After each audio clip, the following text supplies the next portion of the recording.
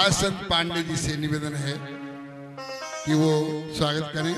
श्री रमेश चंद्र जी गुप्ता जी से मेरा निवेदन है आकर स्वागत करें। और बहुत अच्छे रचनाकार श्री सत्यनारायण जी मिश्र जी से निवेदन है, उन्होंने बहुत अच्छी रचनाएं लिखी हैं। जो गुरु जी की पत्रिका निकलती उसमें उनके बहुत से गीत छंद प्रकाशित हुए हैं। स्वागत करें। श्री वाजपेयी जी आए और स्वागत करें। श्री सुरेंद्र सफर जी से निवेदन है, कृपया आकर स्वागत करें। श्री कमल सिगतिया जी से निवेदन है कि वो भी आकर, हाँ चले आप करो, पहले आप करो, बहुत अच्छी बात।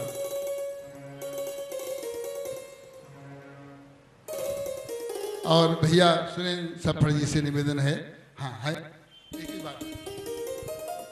श्री ब्रज किशोर जी से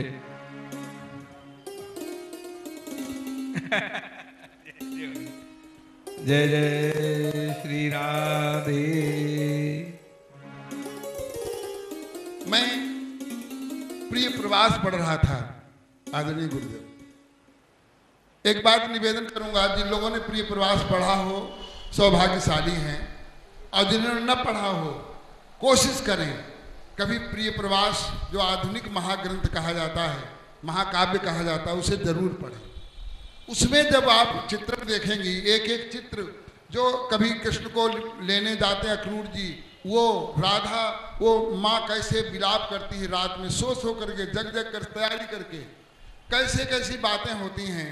पढ़ोगे तो एक एक प्रसंग में आपके आंसू आ जाएंगे, निश्चय आपकी भक्ति भावना झलकती। पवन राधा के घर में प्रवेश करता है, गए हैं वहां से पवन प्रवेश करता है, राधा को कष्ट होता है कि सब तो हमारे विरोध में है ही, तू भी मेरे विरोध में हो गया। और फिर एक जो महत्वपूर्ण बात है उसमें प्रिय प्रवास में, राधा कन्हैया का चित्र प्रस्तुत करती है कि पवन भाई बहन, बहन उसमें बहन कहा है कि स्त्री अपनी पीड़ा को दूसरे पुरुष से नहीं कह सकती है, पवन को बहन कहा है। हे बहन, जब तुम जाना तो मैं तुम्हें बताती हूं मेरे कन्हैया हैं कैसे। देखेगी तू जलद तन को, जा वहीं तदगता हो। जलद बादलों तेरे श्याम वाले होंगे लोने नैन, एक एक शब्द आप देखें, होंगे लोने नैन उनके ज्योति उत्कीर्णकारी, मुद्रा होगी बरबदन की मूर्ति सी सौम्यता की, सीधे साधे वचन उनके सिक्त होंगे सुधा से, नीले फूले कमल दर्शी गात की श्यामता है। आप उनके स्वरूप का चित्रण आप देखें, पीला प्यारा बसन कटी में पहनते हैं फबीला, और छूटी काली अलग मुख की कांति को है बढ़ाती, सद वस्त्रों में नवरतन की फूटती सी प्रभा है। ये चित्रण किया है हमारी राधा जी ने, पवन को बहन बनाकर भेजा है। पहचानना, इतनी भीड़ में कैसे पहचान पाओगे, है तो बहुत लंबा प्रसंग, मैंने कुछ पंक्तियां नोट करके आपके समक्ष प्रस्तुत की। आज उसी ललन की, आज उसी हमारे प्रिय सामरे की सौंदर्य का चित्रण होगा, निश्चय आप भाव विभोर उठेंगी। इन्हीं शब्दों के साथ मैं गुरु जी को सौंपता हूँ, उनकी वाणी हम लोग सुने। जय जय श्री राधे। एक बार आज दादी सती जी की आप जय जय बोले, दादी सती रानी जी की जय, श्याम बाबा की, युगल सरकार की। ठीक है, बस इन सब दावा नलली ढलोक प्राणाय कारुण्य घना घनत्वम् प्राप्तस्य कल्याण गुणार्णवस्य वन्दे गुरु श्री चरणार विन्दम्।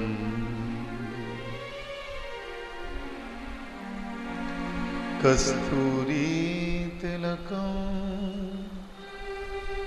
ललाट पटले वक्षस्थले कौस्तुभं नासाग्रे वर मौक्तिकं करतले वेणुः करे कंकणम् सर्वांगे हरि चंदनं सुललितो कंठे च मुक्तावली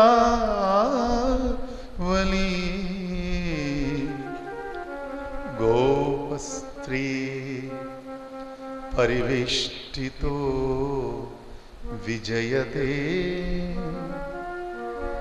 गोपाल चूडामणि फुल्लिंदीवरकांत मिंदुवदनं वरहावतं सप्रियं श्रीवत्सांगमुदार कौस्तुभधरं पीतांबरं सुंदरं गोपीनां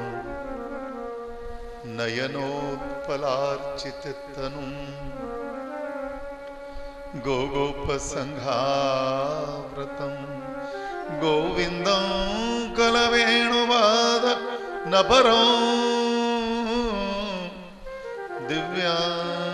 दिव्यांगभूषं भजे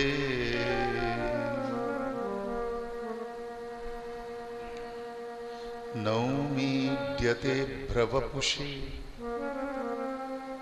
तडिदंबराय गुंजावतं सपरिपिच्छ लसन्मुखाय वन्यस्रजे कवलवेत्रविषाण वेणुः लक्ष्मश्रिये मृदुपदे पशुपंगजाय वरहापीडं नटवरवपुः कर्णयोः कर्णिकारं बिभ्रद्वासः कनककपिशं वैजयन्तीं च मालां रन्ध्रान् वेणोः रधरसुधया पूरयन् गोपवृन्दैः वृन्दारण्यो स्वपदरमणो प्राविशद्गीत कीर्तिः अनर्पित चरींचिरात् करुणयावतीर्णः कलौ समर्पयितुमुन्नतोज्ज्वलरसां स्वभक्तिश्रियं हरिपुरटसुन्दरद्युति कदम्बसन्दीपितः सदा हृदयकन्दरे स्फुरदुवशची नन्दनः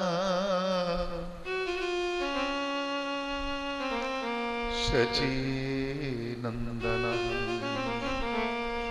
आजानुलम्बितभुजौ कनकावदातौ संकीर्तनैकपितरौ कमलायताक्षौ विश्वम्भरौ द्विजवरौ युगधर्मपालौ वन्दे जगत्प्रियकरौ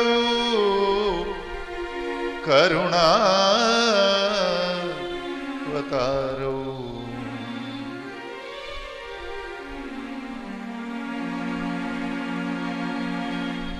हरे कृष्ण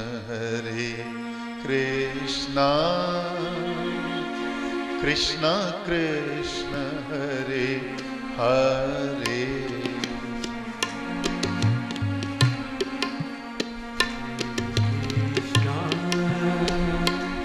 कृष्ण कृष्ण हरे हरे हरे कृष्ण कृष्ण कृष्ण हरे हरे हरे राम राम राम हरे हरे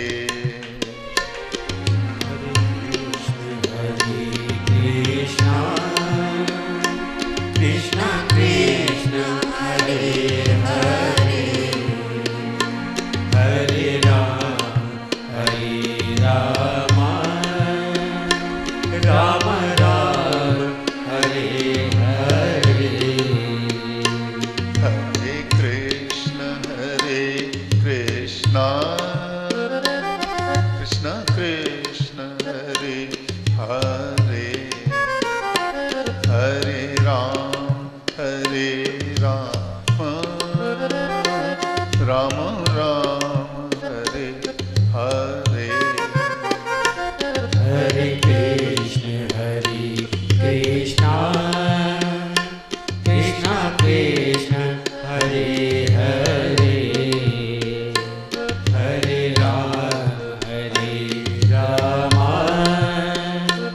राम राम हरे हरे हरे कृष्ण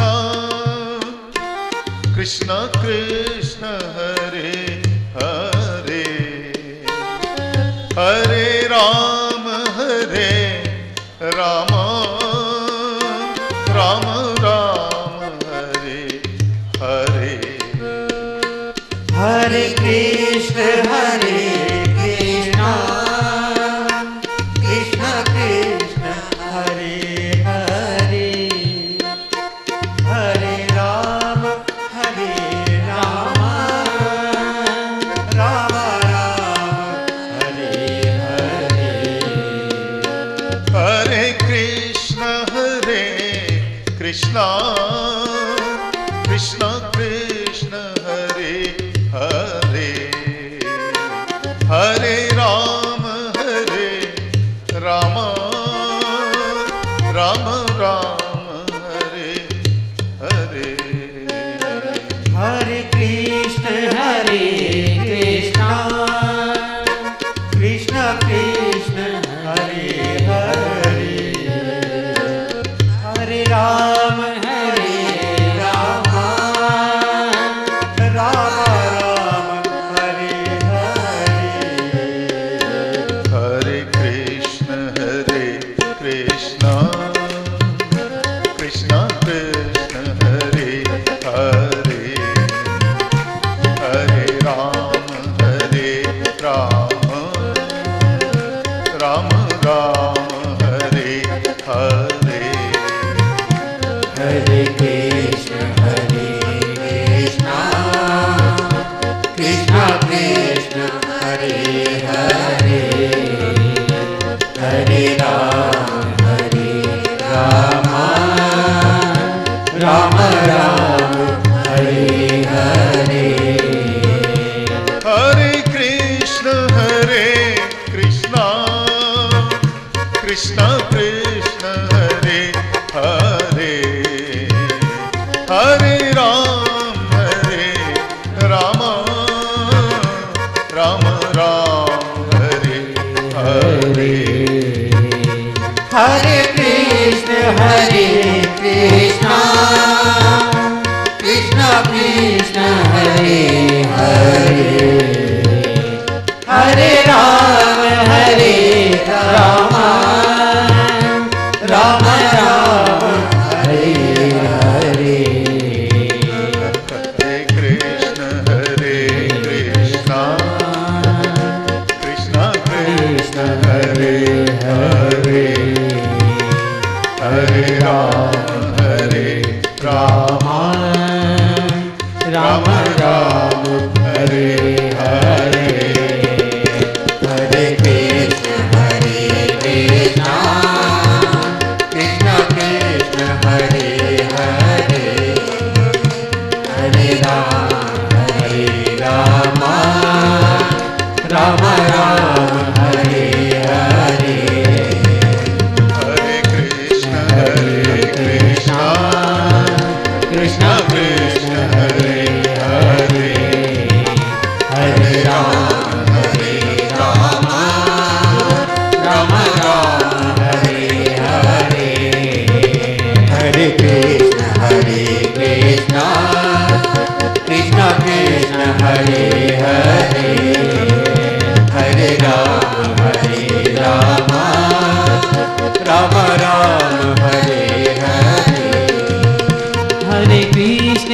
कृष्णा कृष्णा कृष्णा हरे हरे हरे राम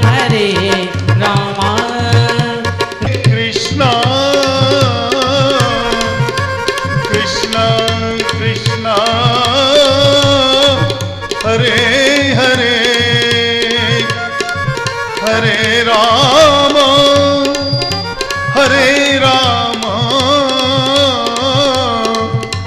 राम राम हरे हरे।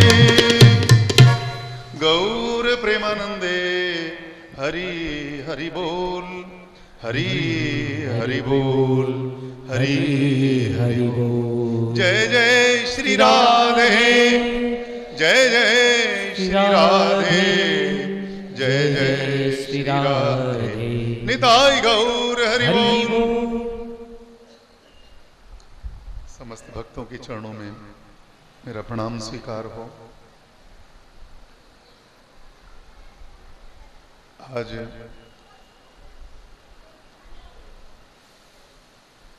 गोपी गीत का द्वितीय श्लोक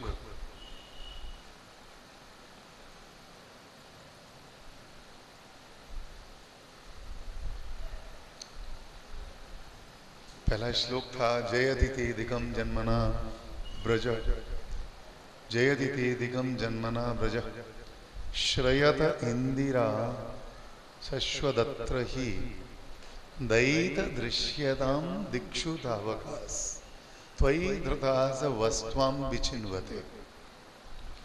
पहली बात तो ये है कि गोपियां प्रलाप कर रही हैं, गोपियां आए बाएं साएं कुछ भी बोल रही हैं।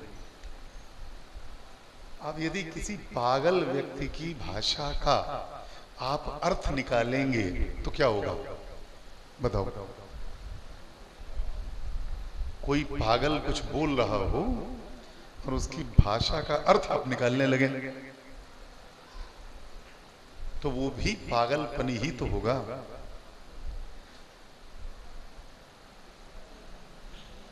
न गोपियों की भाषा में कोई बुद्धिमानी है और न हम जो व्याख्या करेंगे उसमें कोई बुद्धिमानी। यदि गोपियां आए बाएं साएं बोल रही हैं तो ये वक्ता भी आए बाएं साएं के अलावा क्या बोलेगा?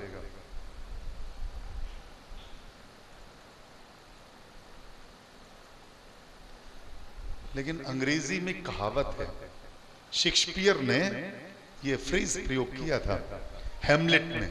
हैमलेट पागल हो जाता है। अब पोलोनियस कहता है क्लॉडियस से, Lord he is mad no doubt, but there is a method in his madness, there is a method in his madness। क्योंकि हम सब जानते हैं कि मैडनेस में कोई मेथड नहीं होता। मैडनेस में, पागलपन में कोई क्रम होता है, कोई व्यवस्था होती है, कोई सिस्टम होता है। पागल तो पागल है, वो जो बोलेगा सो वो, उसमें कोई व्यवस्था तो होगी नहीं। लेकिन इसके बाद भी शेक्सपियर ने इस शब्दावली को अमर कर दिया कह करके, there is a method in his madness. ये कुछ पागल ऐसे होते हैं कि उनकी गहराई नापना मुश्किल हो जाता है। और गोपियां भी कुछ ऐसी ही पागल हैं कि आज हजारों वर्ष बीत चुके हैं और अभी तक हम लोग अच्छी तरीके से अर्थ नहीं समझ पाए हैं। संसार के जितने भी विद्वत जन हुए हैं, बड़े बड़े विद्वान लोगों ने टीकाएं की हैं और वो सब टीकाएं कर करके हार गए। और अभी भी लग रहा है there is something more, there is something deeper, कुछ अभी और है, अभी और गहराई है, अभी बात खत्म नहीं हुई। इसीलिए सन 99 में जो बात कही थी वो अधूरी थी, तो क्या अब पूरी हो जाएगी? ना अब पूरी होने वाली।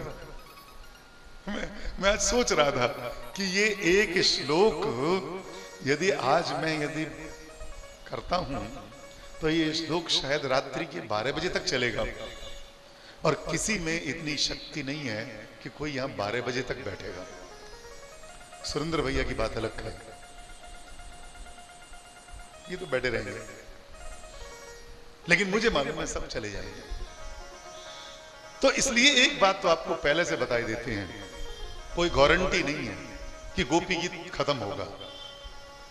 हम खत्म करना भी नहीं चाहते हैं गोपी गीत को, गोपी गीत चलता रहे। और पत्रिकाओं में क्या होता है, क्रमशः गतांक से आगे, पहले जो कह चुके हैं आगे, वो एक अंक था सन 99 में, और 15 साल बाद दूसरा अंक निकल रहा है, और शायद आगे 15 साल बाद तीसरा अंक निकले। ये क्रम चलता रहेगा, और मुझे नहीं लगता कि एक जीवन में ये चीज पूरी हो पाएगी। तो दूसरा जो श्लोक है, पहला श्लोक खत्म हो गया क्या? पहला श्लोक खत्म हुआ कि नहीं हुआ? अच्छा, खत्म हो गया हो तो ये बताओ कल क्या बताया था? जो कुछ बताया था या तो इस कान में गया था और इससे निकल गया था, और या ऊपर से चला गया, सिर के ऊपर से निकल गया, यही हुआ होगा। तो आज भी यही होगा। हम लोग फिर आ गए युद्ध स्थल पर, और फिर शब्दों से युद्ध करते हैं। शरदुदाशये साधु जात सत सरसी जोदर श्री मुषादृशा।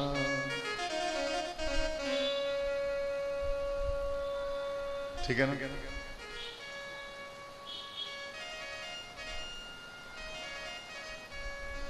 मैं समझता हूं एक आधी लाइन ही समझ लो, इतनी काफी है। शरदुदाशय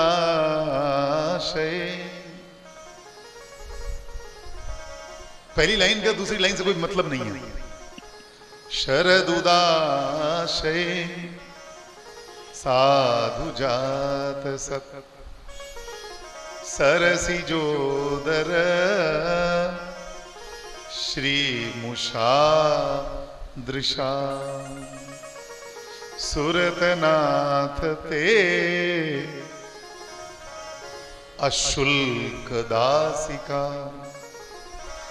वरद निघ्न तो नेह किम वधा। पहली लाइन में साधन है और दूसरी लाइन में, दूसरी पंक्ति में साध्य है। ठाकुर जी जब वृंदावन में थे तो जैसे महाभारत में उन्होंने ये दुर्योधन को वचन दिया था कि देखो भैया, हम युद्ध में अर्जुन के साथ में रहेंगे जरूर, लेकिन चिंता मत करना, मैं अपने हाथ से शस्त्र नहीं उठाऊंगा। और गोपियां कह रही हैं वो शस्त्र क्या उठाएगा जिसकी आंखें ही घायल कर देती हैं। जो अपनी आंखों से घायल करता हो उसको तलवार की क्या जरूरत, बाण की क्या आवश्यकता, चक्र की क्या आवश्यकता, गदा की क्या आवश्यकता, उसकी तो आंखें ही सब काम पूरा कर देती है। अब आंखें क्या है? ठाकुर जी के नेत्र कि शरदुदाशय, क्या मैं मालूम है ये आंखें क्या है? अब आंखों का रहस्य गोपियों को मालूम है कि चोरी की हैं आंखें, ये चोरी की हैं। अब आप अच्छे खासे कपड़े पहन के आए और किसी ने आपसे पूछ दिया भैया ये शर्ट चोरी की है क्या? आपका तो जितना भी उत्साह है तो सब ठंडा हो जाएगा। आपको कमाल कर दिया, मैं इतनी बढ़िया शर्ट पहन करके आया और खरीद करके लाया और इस व्यक्ति ने मेरी इज्जत झाड़ दी और सबके सामने झाड़ दी, ये कहकर के कि क्या ये चोरी की है। अब ठाकुर जी के लिए गोपियां कहती हैं ये चोरी का माल कहां से आया, माल चोरी का है। और नहीं समझो तो फिर सुनो। शरद उदाशये, शरद काल में, शरद जब आती है शरद ऋतु, तो शरद ऋतु में जितनी भी बरसाती गंदगी है वो सब स्वच्छ हो जाती है। बात सही है ना? आपकी ठाकुर जी ने बड़ी कृपा करी, बरसाती गंदगी भई ना है।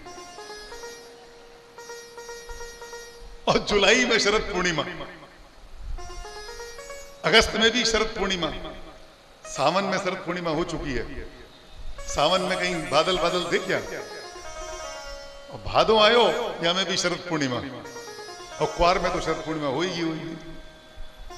और कार्तिक में भी शरद पूर्णिमा। ठाकुर जी ने अब की शरद पूर्णिमा लंबी कर दी नहीं। तो शरद उदाशये, शरद काल में स्वच्छ जल होता है। और जब स्वच्छ जल होता है, जब तक वर्षा होती रहती है तब तक कमल नहीं खिलते हैं, और जब शरद काल आती है तो उसमें कमल खिल जाते हैं। और जब कमल खिलते हैं, और कमल भी कौन से? साधु जात सत, बड़े साधु जन्म से सत, बड़े साधु और जन्मना सत संत जैसे कमल के पुष्प जब सरोवरों में खिलते हैं, उनमें जो सुंदरता होती है, उस सुंदरता को ठाकुर जी सच सच बताना, आप चुरा के लाए हो कि नहीं लाए हो? क्योंकि आपके नेत्रों में कमल जैसी सौंदर्य ये कहां से आया? आपके नेत्रों में कमल जैसा सौंदर्य कहां से आ गया? इतनी सुंदर। और इसीलिए सब लोग कहते हैं नमः पंकज नेत्राय, नमः पंकज मालिने। समझ में नहीं आता है, जितने भी कवि हुए हैं, जितने भी बड़े बड़े कवि, सबने भगवान कृष्ण के, भगवान राम के पूरे अंग प्रत्यंग की तुलना कमल से की है। अब तुलसीदास जी को गेंदा का फूल नहीं समझ में आया, चंपा का फूल नहीं समझ में आया, गुलाब का फूल नहीं समझ में आया, कोई फूल ही नहीं है पूरे हिंदुस्तान में, पूरे भारतवर्ष में कोई पुष्प है ही नहीं तुलना करने के लिए। एक कमल के अतिरिक्त और कोई पुष्प नहीं मिला। तुलसीदास जी क्या कहते हैं? श्री राम चंद्र कृपालु भज मन, हरण भव भय दारुणम। आगे क्या है? नव कंज लोचन कंज मुख कर कंज पद कंजारुणम। कंज ये, कंज वो, कंज ये, कंज वो, सब कंज कंज कंज के अतिरिक्त और कुछ मिला ही नहीं। क्यों कंज क्यों मिला? कंज ही सब कुछ क्यों?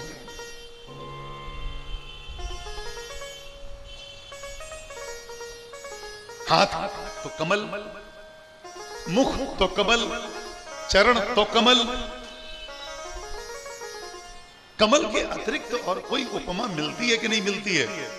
आप देखो, ध्यान रखो, कभी भी राधा रानी की कमलों की, राधा का मुख, राधा मुखाब्ज मार्तंडो, राधा के नेत्रों की भी तुलना कमल से हो जाती है, ध्यान रखिएगा। लेकिन कभी भी कमला के आंखों की तुलना कमल से नहीं होती। पार्वती जी की आंखों की तुलना कमल से नहीं होती।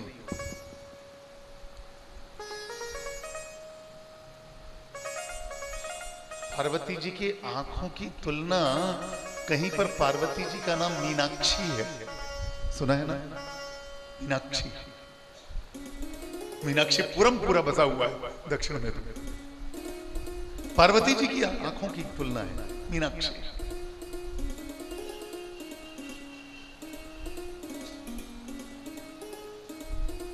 मछली जैसी आंखें हैं इसकी।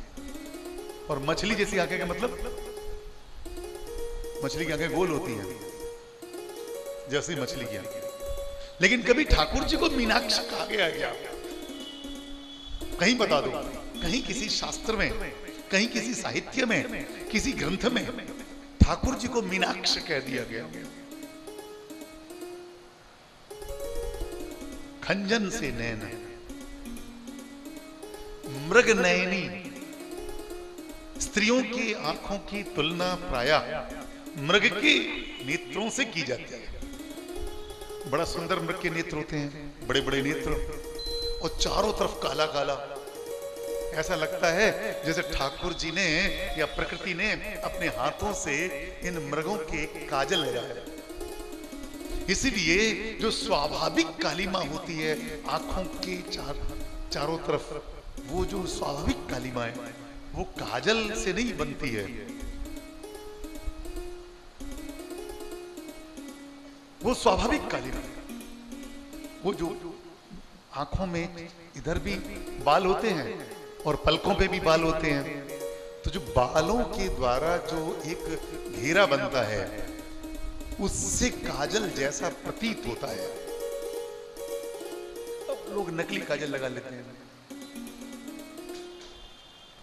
तो काजल क्या है? ऐसे ही मृग की आंखों में चारों तरफ एक काला घेरा होता है, ऐसे ही खंजन के नेत्रों में एक काला घेरा होता है।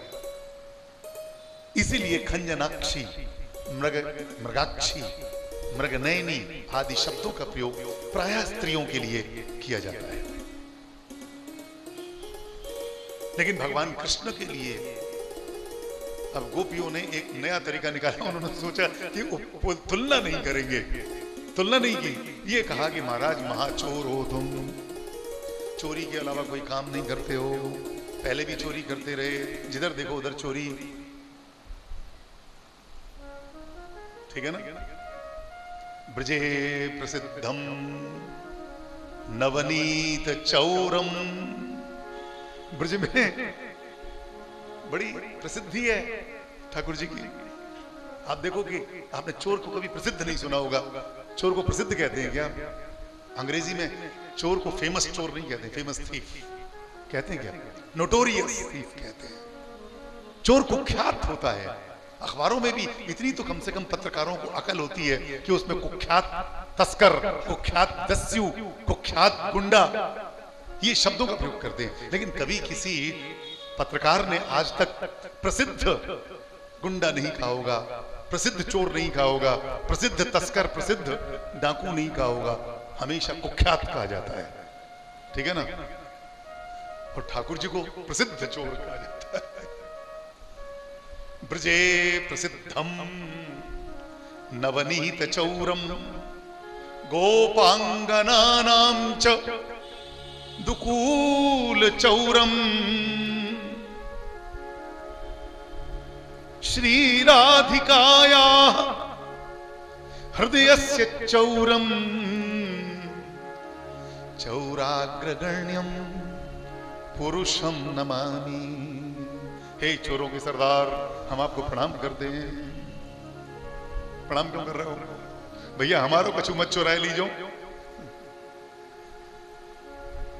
जैसे खल वंदना करते हैं तुलसीदास जी महाराज। तुलसीदास जी महाराज क्या करते हैं? खलों की वंदना करते हैं। क्यों करते हैं? कि कहीं ऐसा ना हो कुछ हमारे पीछे कुछ लग जाओ तुम, हमारा कोई नुकसान कर दो, इसलिए खल वंदना करते हैं। ऐसे ठाकुर जी की भी वंदना की जाती है कि चोर आप जरूर हो, लेकिन महाराज हमें बचाए रखना, हमारी कोई चोरी नहीं करना। तो गोपियों ने ठाकुर जी को चोर की उपमा दी है, चोर की प्रसिद्धि दी है। और क्या बताती हैं कि आज सवेरे सवेरे या कल सवेरे जब मैं नहाने गई, बाग बगीचन में घूमी, सरोवर तड़ागन में देखो, सब जगह कमल तो खिले हुए हैं, लेकिन सुंदरता चली गई। कमल की सुंदरता कहीं देखने को नहीं मिली।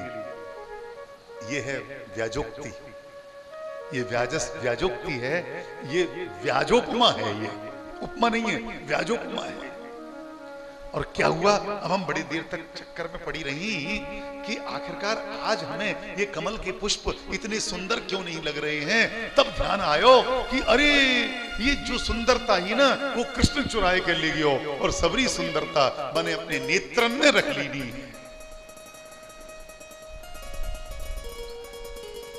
मुश,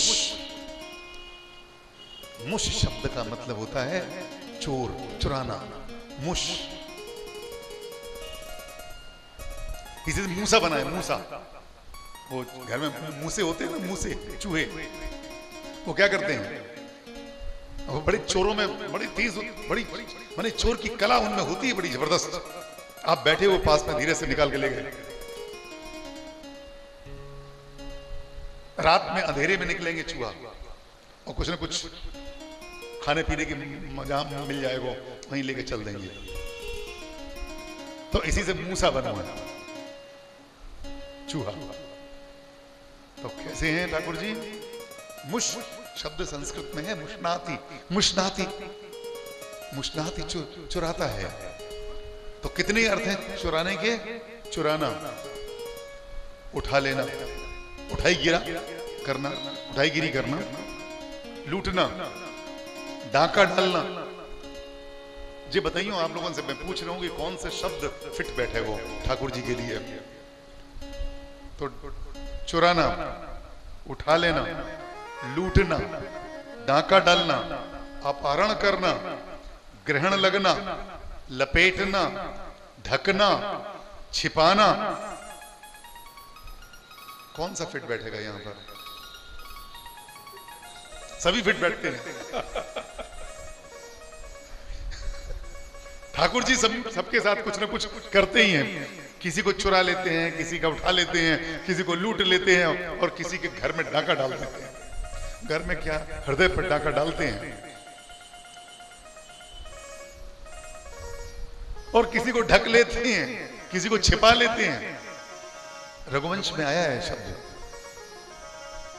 सैन्य रेणु मुशितार्क दीदिति।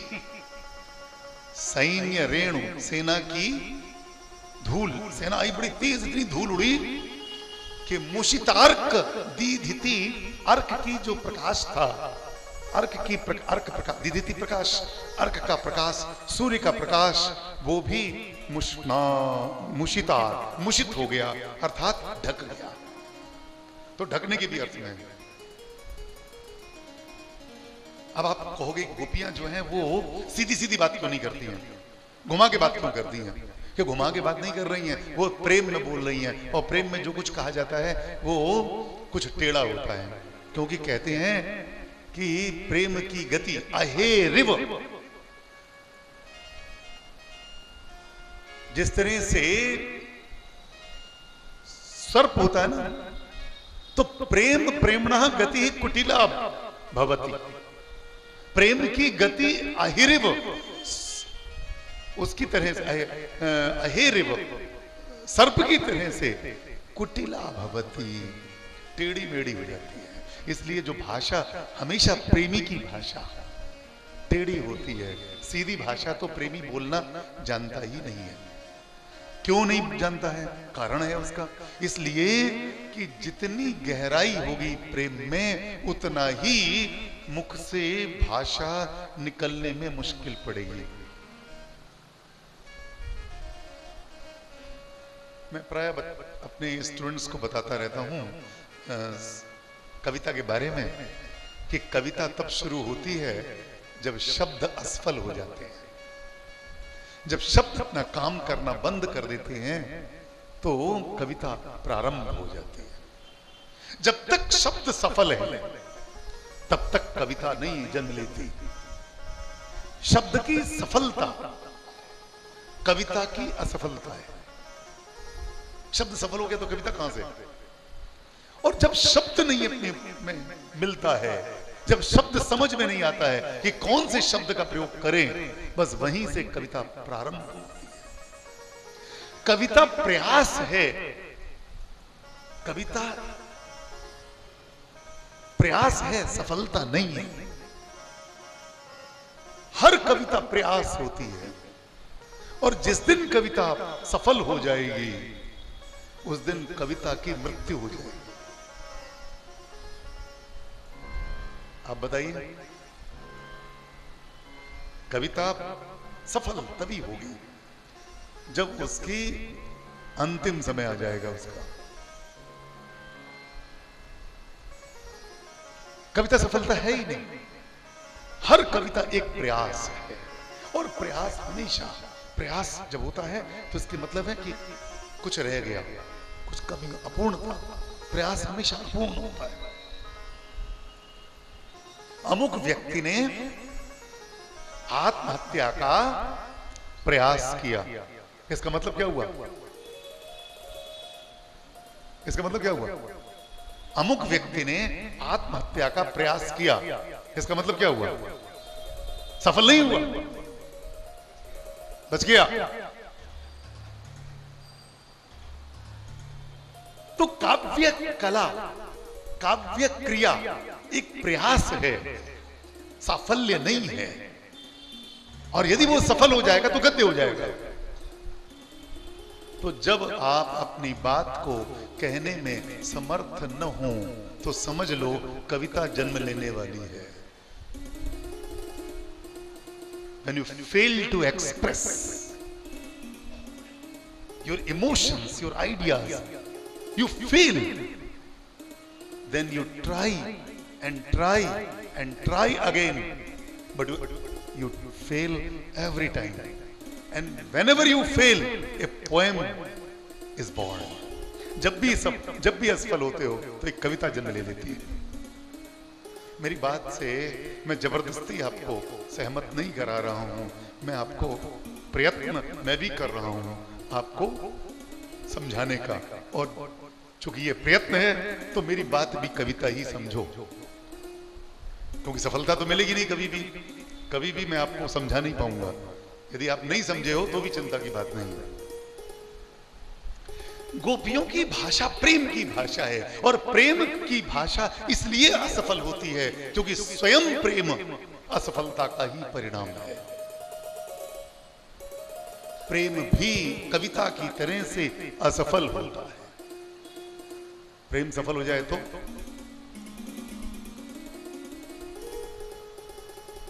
कभी आपने प्रेम को सफल होते हुए देखा है? रुक्मिणी का प्रेम सफल हो गया था, क्या हुआ? गृहिणी बन के आ गई, सफल हो गया। राधा रानी का प्रेम सफल नहीं हुआ तो क्या हुआ? वियोग हो गया। रुक्मिणी को कोई नहीं पूछता है, सब लोग बड़े परेशान हैं।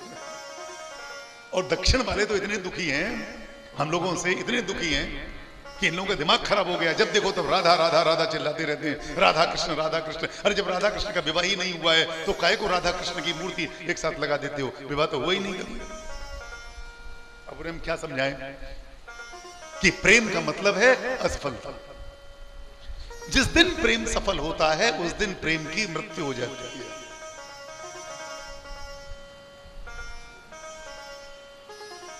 यदि आप वास्तव में प्रेम करते हो तो ये ध्यान रखो, ये कभी सफल होने वाला नहीं। और भगवान न करे कभी सफल हो। तो प्रेम साफल्य का नाम नहीं है, जैसे कविता साफल्य का नाम नहीं है। तो गोपियों का भी प्रेम क्या है? सफलता है क्या? बताओ। गोपियों का प्रेम सफल है? राधा रानी का प्रेम सफल है? असफलता है कि नहीं? इसलिए गोपियों ने जो कुछ कहा है वो भी असफल है, असफल भाषा है। इसीलिए भाषा अपने लक्ष्य को प्राप्त नहीं कर पाई, अपनी चरमावस्था को प्राप्त नहीं कर पाई। इसीलिए ये भाषा, इसीलिए गोपियों ने एक प्रकार से कहा, फिर दूसरे प्रकार से कहा, फिर तीसरे प्रकार से कहा, फिर चौथे प्रकार से कहा, लेकिन बार बार कहती रही। और इसीलिए कविता अनंत होती चली गई। इसीलिए गद्य का अंत होता है, कविता का अंत नहीं होता। गद्य का अंत होता है, कविता कभी अपने निष्कर्ष को प्राप्त नहीं करती। निबंध में उपसंहार होता है, कविता में उपसंहार नहीं होता। निबंध उपसंगृत होता है, निबंध अंत में जाकर के पूर्णता को प्राप्त हो जाता है, और कविता अंत में जाकर के अपूर्णता को प्राप्त हो जाती है। कुछ कहना और चाहते थे लेकिन कह नहीं पाए, अभी बात पूरी नहीं हुई। रामचरितमानस एक अपूर्ण काव्य है, रामचरितमानस एक अपूर्ण काव्य है, पूर्णता को प्राप्त नहीं हो पाया। अब बताइए क्या पूर्णता को प्राप्त हुआ रामचरितमानस, जिसमें हीरो नायक रामचरितमानस का राम राज्य स्थापित हो गया। आगे क्या हुआ वो तो बताओ, कि सो नहीं बता पाएंगे हम। अब आगे बताने को हम बचे कहां, हम तो राम राज्य में ही समाप्त हो गए। राम राज्य में हमारी इतिश्री हो गई, इसलिए रामायण की इतिश्री नहीं हुई, रामायण चलती रही, रामायण समाप्ति नहीं हुई। इसलिए रामचरितमानस जिसको आप लोग एक महाकाव्य कह सकते हो, लेकिन वास्तव में ये खंड काव्य है। और खंड काव्य इसलिए कि वो कभी पूर्ण होता ही नहीं, काव्य पूर्ण नहीं होता, इसीलिए गोपी गीत एक अपूर्ण प्रयास है, प्रयत्न मात्र है। तो शरदुदाशय साधु जात सत सरसी जोदर श्री मुषादृशा। आपके नेत्र महाराज, आप तो चोर थे ही, आपके नेत्र भी चोरी करते हैं। यहां पर नेत्रों को चोर बताया है, ठाकुर जी को चोर नहीं बताया।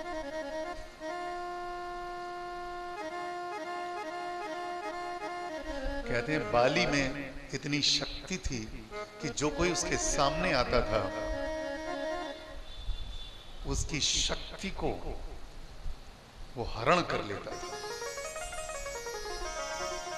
कहते हैं महात्मा गांधी में इतनी शक्ति थी कि चर्चिल की हिम्मत नहीं पड़ी कि वो महात्मा गांधी के सामने आ पाता। जब चर्चिल से कहा गया कि महात्मा गांधी आपसे मिलना चाहते हैं, बोले I dare not face him, I dare not face him, क्योंकि मैं यदि उसके सामने जाऊंगा तो मैं फिर वही बोलूंगा जो वो बुलवाएगा। इसलिए गांधी के सामने मेरी जाने की हिम्मत नहीं है। लेकिन ये तो हो गई बाली की बात और गांधी की बात। ठाकुर जी में कुछ विशेषता है, ठाकुर जी के सामने जो आता है उसकी श्री को, उसकी लक्ष्मी को, आपने सुना होगा ना, ठाकुर जी कहते हैं कि जिसको मैं सबसे अधिक प्रेम करता हूं उसकी लक्ष्मी को चुरा लेता हूं। ठाकुर जी से प्रेम करोगे तो दरिद्र हो जाओगे। लोगों की आपने देखा होगा, ठाकुर जी के सामने देखते हम देखते हैं वो आदमी फिर हाथ डालने लगता है जेब में, फिर सोचता है क्या करें, 1 रुपए का नोट डालें कि 10 का डालें, चलो 100 का डाल देते हैं। तो 100 रुपए निकाल करके ठाकुर जी के सामने रख देता है। महाराज इससे ज्यादा मत चुराना, बस महाराज 100 रुपए में निपटा दो। बहुत सुंदर लग रहे हो आप, बहुत सुंदर लग रहे हो, मेरी कहीं जितनी लक्ष्मी है वो सब की सब आपके चक्कर में न चली जाए। लक्ष्मी, आपकी लक्ष्मी आपकी जेब से निकलकर ठाकुर जी के पास पहुंच जाती है, कि नहीं? मैं गलत तो नहीं कह रहा हूं? और आप खुद ही अपनी लक्ष्मी निकाल करके ठाकुर जी के समक्ष अर्पित कर देते। और ये करते हो कि महाराज इतने में ही संतुष्ट हो जाओ, ज्यादा मत ले जाइयो। नहीं, ये तो हास्य है, ये विनोद है, ये मजाक है।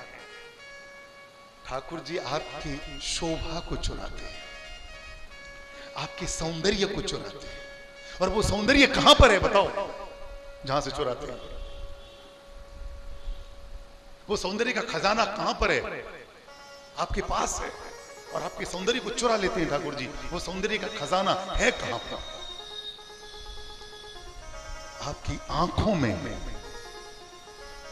क्योंकि अंग्रेजी में कहावत है, beauty lies in the eyes of the beholder. सुंदरता कहां रहती है? सुंदरता तो देखने वाले की आंखों में होती है। क्यों भाई, मेरी बात गलत तो नहीं है? सुंदर कुछ होता ही नहीं है इस दुनिया में, कोई चीज सुंदर बनी ही नहीं है। सुंदरता का कोई परिमाप नहीं है। किसी माता से पूछो उसका बेटा कैसा है, चाहे काला हो, कुरूप हो, नाक बह रही हो,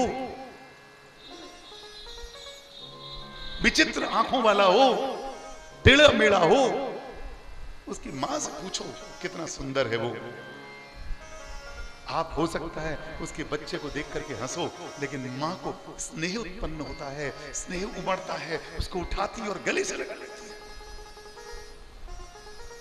उसका बालक लाखों में एक है, करोड़ों में एक है। आपको न सुंदर लगे, उसको तो लगता है। तो उस बालक की सुंदरता कहां निवास करती है? उस बालक की सुंदरता कहां निवास करती है? माता की आंखों में। तो ठाकुर जी की सुंदरता कहां निवास करती है?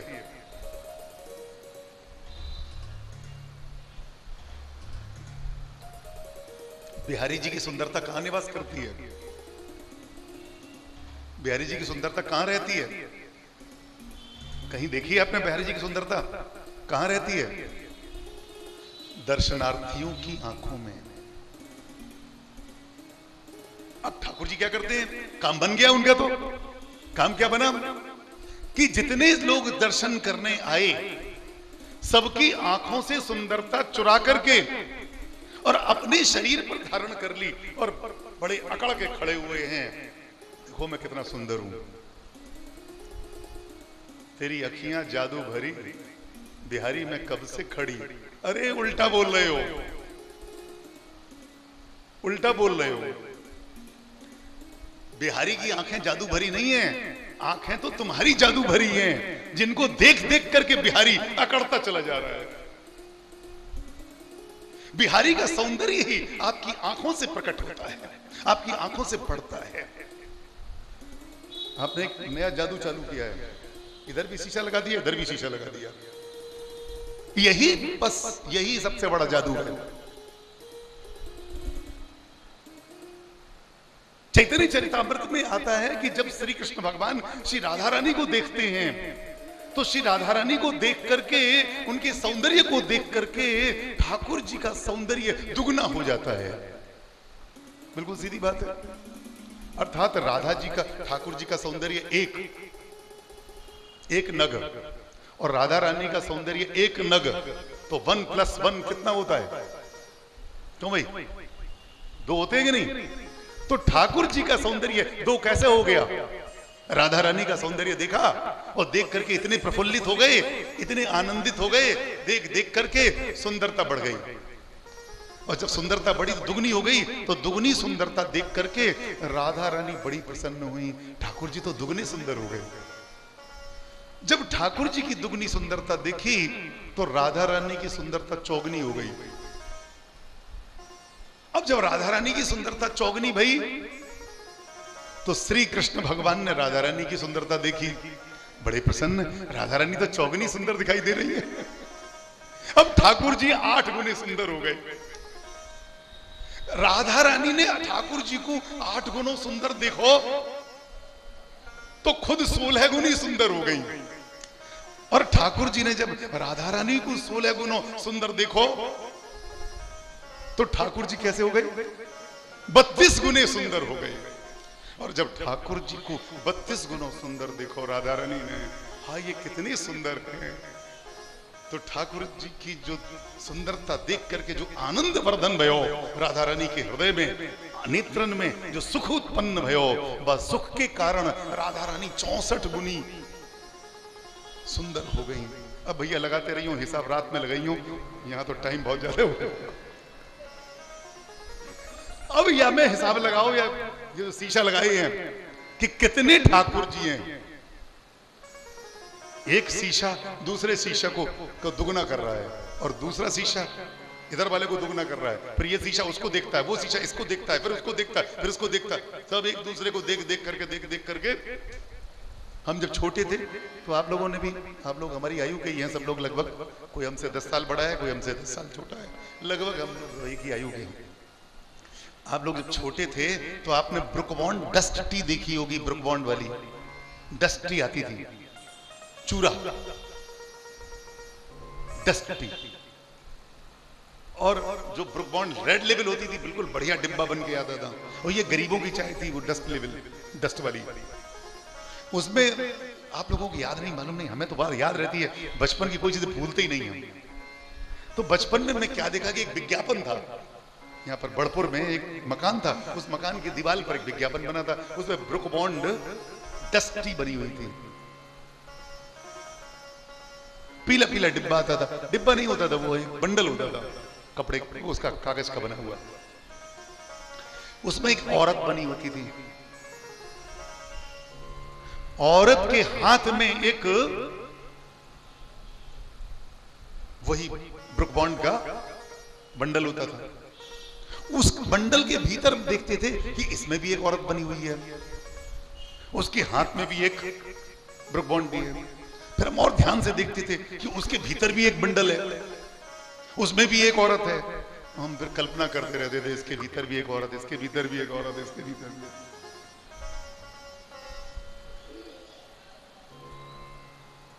ठाकुर जी का सौंदर्य अनंत है।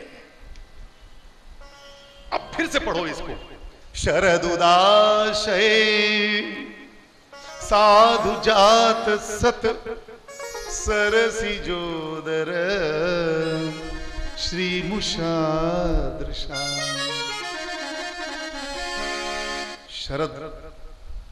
शरद ऋतु में हृदय, शरद ऋतु में जैसे सरोवर निर्मल होते हैं, संतों का हृदय भी बड़ा निर्मल होता है। संत हृदय नवनीत समाना, संतों का हृदय बड़ा निर्मल होता है। अब फिर से ध्यान दो कि शरद उदाशय, शरद के समय में, शरद ऋतु में जलाशयों में जो साधु जात और सत, ये बिल्कुल अटपटा शब्द है, व्याकरण सम्मत नहीं है, जबरदस्ती घुसेड़ा हुआ है इसमें, और ये कोई सुखदेव जी का डाला हुआ नहीं है, ये गोपियों का डाला हुआ है। साधु और जात और सत, ये 3 शब्द हैं। साधु जो स्वभाव से सरल हो उसको साधु कहते हैं, जो सबके लिए अच्छा हो उसको साधु कहते हैं, और जात माने जन, माने भक्त। जन शब्द, जन जात एक ही चीज है, जन, जहां जहां पर भक्त का आया है संज्ञा, वहां वहां पर जन शब्द का प्रयोग भागवत में है, जगह जगह पर जन है ना।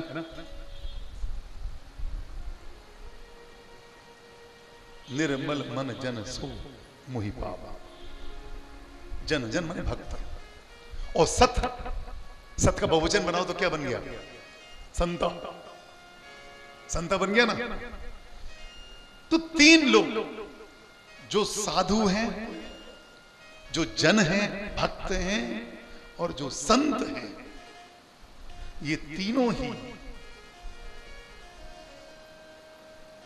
सरसिज हैं, ये तीनों ही कमल हैं, तीनों के हृदय ही कमल हैं, और इनकी निर्मलता को देख देख करके ठाकुर जी की आंखें निर्मल होती चली जा रही हैं। तो आप जितने भी लोग यहाँ पर ठाकुर जी के दर्शन कर रहे हो, आपके हृदय की जो सौंदर्य है उस सौंदर्य को चुराने वाले ठाकुर जी हैं।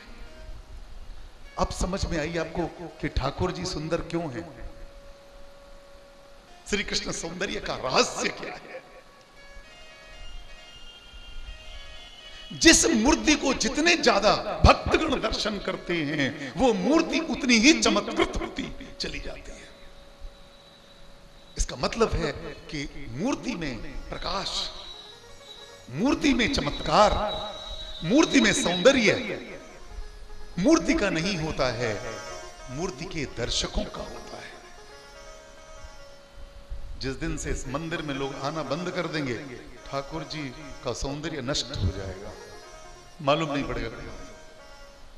और आना रोज शुरू करो, और जितने ज्यादा संख्या में आएंगे लोग, जितने ज्यादा संख्या में, वाराणसी गए, वहां पर छोटे से गोपाल जी, वाराणसी में गोपाल जी का मंदिर है, इतने बड़े गोपाल जी, इतने बड़े, घर में जैसे आपके होते हैं, उन छोटे से गोपाल जी के दर्शन करने के लिए हजारों लोग बेचारे एक टक लगा करके, कोई दूरबीन से कैसे देख रहा है, क्या सुंदर है। उन्हें ये नहीं मालूम है कि सुंदरता वहां नहीं है, सुंदरता इधर है, इधर। हमारे राधा रमण जी क्रांति मचाए हुए हैं चारों तरफ, पागल हैं लोग। व्हाट्सएप पर जितनी छवि राधा रमण जी की मिलेगी आपको, उतनी छवि किसी की नहीं मिलेगी। रोज नई नई छवियां, इतनी छवियां, इतने सौंदर्य, इतना सौंदर्य राधा रमण जी का, जिसकी पराकाष्ठा है। और कितने बड़े हैं, इतने बड़े हैं, काले काले,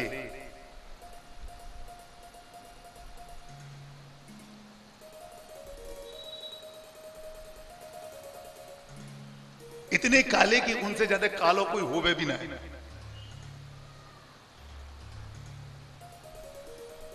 इसके बाद भी सौंदर्य की पराकाष्ठा। और मन करता है, बहुत से लोगों को समझाना मुश्किल होता है, मैं भैया तुम जब देखो तब वृंदावन चले जा रहे हो, क्या जा रहे हो? बिहारी जी के दर्शन करने जा रहे हैं। भैया बिहारी जी के दर्शन एक बार कर लो, 2 बार कर लो, 3 बार कर लो, हर समय बिहारी जी के दर्शन ही करते रहते हो। अरे भैया बिहारी जी की एक बार फोटो खींच लाओ, घर पे ले लो। अरे फोटो नहीं खींचने देते, यही तो बड़ी मुसीबत है। तो फिर क्या, एक बार देख लो, देख लिया बस खत्म हुई बात। बार बार देखने क्यों जाते हो? बोले जितनी बार देखने जाते हैं बिहारी जी कुछ अलग ही दिखाई देते हैं। राधा रमण जी को जितनी बार देखो अजीब स्थिति है। राधा रमण जी को जितनी बार, आप लोग जितने आपके विविध रूप होते होंगे, राधा रमण जी के उससे भी ज्यादा रूप हैं। कभी तो हंसने लगते हैं तो दांत दिखाई देने लगते हैं उनके। अब इनसे ये पूछो कि दांत कहां पे छिपा के रखते हो? किसी चित्र में दांत है ही नहीं, और किसी में खिलखिला के हंसे जा रहे हैं, दांत दिखा रहे हैं। अरे मूर्ति में ये संभव कहां है? इसका मतलब है कि जो सौंदर्य आप अध्यारोपित करते हैं वही सौंदर्य दिखाई देता है। तो गोपियों का कहना यह है कि प्रभु इस संसार में जितने संत हैं, जितने भक्त हैं, प्रभु जितने आपसे प्रेम करने वाले हैं, उनके प्रेम की सौंदर्य को आपने अपने ऊपर धारण कर रखा है। इसीलिए महाराज आपके नेत्रों में वो चमत्कार है। और चमत्कार तो बहुत अच्छा है, बहुत अच्छी बात है, लेकिन महाराज हमें काहे को मार रहे हो? सौंदर्य अच्छी बात है, सौंदर्य में कोई खराबी नहीं है, लेकिन सौंदर्य का हथियार की तरह प्रयोग क्यों करते हो? तलवार की तरह क्यों प्रयोग करते हो महाराज? तिरछी चितवन से क्यों देखते हो? अरे सीधे सीधे देख लो ना महाराज।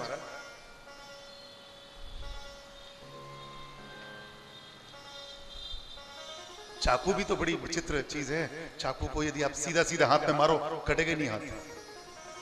चाकू से काटने का एक स्टाइल है, कैसे कटेगा? थोड़ा तिरछा काटो, बड़े आराम से कट जाएगा। तो तिरछी नजर से जो कटता है वो सीधी नजर से नहीं कटता। ठाकुर जी की तिरछी नजर देखिए कब कब होती है तिरछी नजर। तिरछी नजर खुली नजर नहीं होती है, तिरछी नजर झुकी नजर होती है। झुकी नजर क्यों?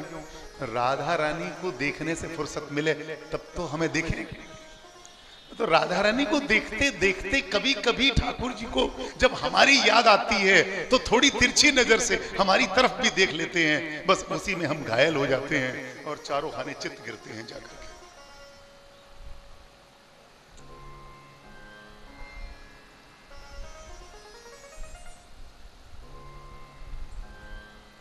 सुरतनाथ ते। अब सुरत शब्द का मतलब है प्रेम। प्रेम का स्वामी कौन है? नाथ कौन है? कृष्ण के अतिरिक्त सुरत का नाथ कोई नहीं है, और कृष्ण नहीं तो सुरत नहीं। सुरत ध्यान रखना, सुरत शब्द तो कबीर दास जी को या तो समझ में आया क्योंकि 2.5 आखर पढ़े हुए थे वो, हर एक को समझ में भी नहीं आता सुरत। सु माने अच्छी तरह से, रत माने अच्छी तरीके से व्यक्ति रमा हुआ हो तब जाकर के सुरत बनता है। तो सुरत सुरती शब्द नहीं है, सुरती नाथ नहीं है, सुरत शब्द अपने में स्वतंत्र है। सुरत प्रेम का अर्थ है, और यदि इसको इक्तप प्रत्यय से काम चलाओगे, निकालोगे तो अर्थ नहीं निकलेगा। तो सुरम से सुरत हो जाएगा, तो इसका मतलब है कि आपने उस शब्द की सीमा में बांध दिया शब्द को। सुरत अनंत है, और सुरत की एक विशेषता है, सुरत ईश्वर के अतिरिक्त किसी से नहीं हो सकता। ईश्वर के अतिरिक्त आप किसी से प्रेम नहीं कर सकते। सुरत शब्द की विशेषता है। प्रेम किसी से भी कर सकते हो, लेकिन सुरत तो ठाकुर जी से करना पड़ेगा। ठाकुर जी के अतिरिक्त सुरत किसी से हो नहीं सकता। इसीलिए हमारे यहाँ के जो बड़े बड़े योगी जन हैं, संत जन हैं, उन्होंने सुरत योग बताया है। सुरत योग का मतलब है ठाकुर जी से प्रेम करना। और सुरत जो हमारा सौरत है वो तभी काम करेगा जब ठाकुर जी होंगे। इसलिए ठाकुर जी जो हैं वो सुरत के नाथ हैं। नाथ, अब थोड़ी देर के लिए नाथ को हटाओ ना सुरत से, तो सुरत अनाथ हो गया कि नहीं हो गया? सुरत अनाथ होने का मतलब, अनाथ होने का मतलब उसकी रक्षा करने वाला कोई नहीं है, उसको रखने वाला कोई नहीं है, उसकी रिस्पॉन्स देने वाला कोई नहीं है। इसलिए कृष्ण के अतिरिक्त आपके प्रेम का प्रत्युत्तर प्रदान करने वाला इस संसार में कोई हुआ ही नहीं है। तो सुरत नाथ ते शुल्क दासिका वरद निघ्न तो नेह किम बदा। हम तो आपके नौकरी करने आई महाराज, के नौकर हैं, किंकरी हैं हम आपकी, दासिका हैं महाराज हम आपकी। तनख्वाह दो ना है आप हमें, कभी तनख्वाह दी नहीं आपने हमें, कोई वेतन दियो। ठाकुर जी के वेतन तुम मांगती तो जरूर देते, तुमने तो मांगो ही नहीं। अशुल्क दास वही कहा जाएगा जो वेतन की याचना न करे। अशुल्क दास उसको नहीं कहेंगे जिसको वेतन मिला नहीं है, वेतन की कामना करता है। ध्यान रखिएगा, भ्रष्ट व्यक्ति वो भी है जो भ्रष्टाचार का उलाहना देता है, निंदा करता है भ्रष्टाचार की। एक व्यक्ति घूस लेता है एक ऑफिस में, और दूसरा व्यक्ति घूस नहीं लेता।